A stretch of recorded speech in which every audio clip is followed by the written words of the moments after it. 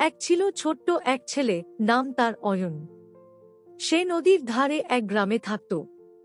গরিব ঘরে জন্ম হলেও তার মন ছিল অনেক বড়। প্রতিদিন সে নদীতে জাল ফেলে মাছ ধরত, আর সেই মাছ বেচেই সংসার চলত। একদিন ভোরবেলায় অয়ন নদীতে জাল ফেলতেই একটা অদ্ভুত ঝিলমিল আলো ওঠে।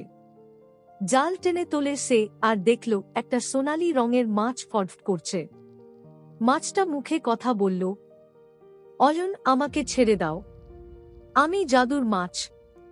আমি তোমাকে 3টি বর দেব। অয়ন বিস্ময়ে জিজ্ঞেস করল, তুমি সত্যিই বর দিতে পারো? মাছটা হেসে মাথা নাড়ল। অয়ন ভেবেচিন্তে প্রথম বর চাইল, আমার মা যেন আর কষ্ট না পায়, আমাদের ঘরে যেন খাবার আর অভাব না থাকে। ঝট করে ঘরে ফিরে দেখে কুঁড়ে ঘরটা হয়ে গেছে সুন্দর পাকা বাড়ি, আর ভেতরে খাবারে ভরে গেছে। দ্বিতীয় বর চাইল, আমাদের গ্রামের সব গরিব মানুষ যেন সুখে থাকে।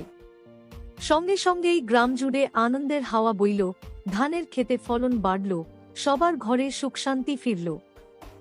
শেষে তৃতীয় বর চাইতে গিয়ে অয়ন একটু থেমে গেল।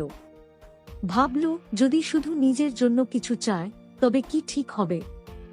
শেষে সে বলল, হে জাদুর মাছ, আমি চাই এই নদীটা যেন চিরকাল আমাদের গ্রামকে জীবন দিয়ে যায়। মাছটা খুশি হয়ে ঝিলমিল আলো ছড়িয়ে নদীর গভীরে মিলিয়ে গেল।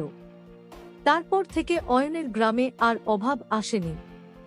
নদীটা যেন আশীর্বাদ হয়ে বয়ে চলল, আর সবাই বলতো, ওই নদীতে আছে এক জাদুর মাছ, যে অয়নকে আশীর্বাদ করেছিল।